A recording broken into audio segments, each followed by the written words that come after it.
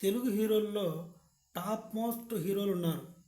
100 కోట్లు రెమ్యూనరేషన్ తీసుకునే ఉన్నాడు. 200 300 కోట్లు రెమ్యూనరేషన్ తీసుకునే హీరోలు ఉన్నారు. 2000 కోట్లు కలెక్ట్ చేసే సినిమాలు కూడా తీశారు రాజమౌళి గారు. కానీ ఆస్కార్ మాత్రం రాదు. అసలు ఆస్కార్కి రావాలంటే ఎలాంటి క్వాలిటీస్ ఉండాలి? ఈ క్వాలిటీస్ మన ఫిలిం మేకర్స్ దగ్గర లేవా? అసలు మన దగ్గర క్వాలిటీస్ ఉన్నవి ఏంటి? ఆ క్వాలిటీస్ ఆస్కార్కి ఎందుకు యాక్సెప్టబుల్ కావు అన్నదే ఈ వీడియో. ఉదాహరణకి తెలుగు సినిమాలో పోసాని కృష్ణమురళి గారు తీసుకుందాం. ఆయన సీన్లో ఐ లవ్ యూ రాజా అంటూ గట్టిగా అరుస్తాడు.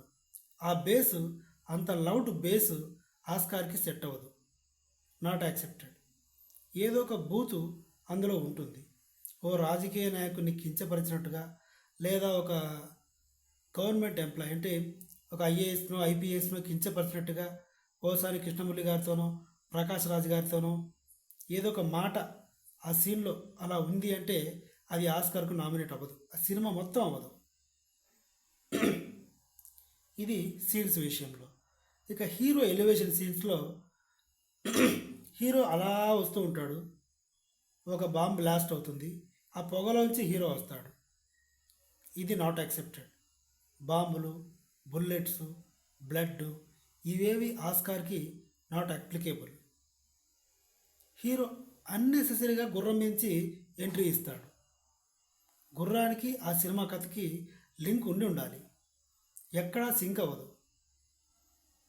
ఏదో ఒక ఫైట్లోనో పాటలోనో యానిమల్స్ని కించపరిచినట్టుగానో, కుక్క పిల్లల్ని పావురాల్ని ఎత్తుకొని గాలిలోకి విసిరేయడాలు, చికెన్లు మటన్లు తినడాలు, ఇలాంటి సీన్లు కూడా ఉంటే ఆస్కార్కి సినిమా నామినేట్ అవ్వదు.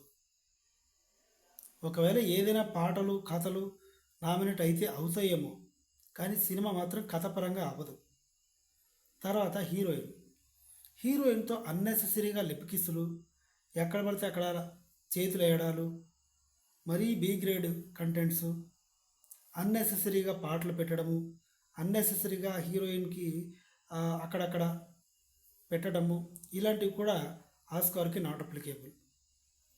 ఓవరాల్గా ఆస్కార్ అంటేనే చాలా క్లియర్గా కథ ఒక మెసేజ్ ఇచ్చే విధంగా ఉండాలి.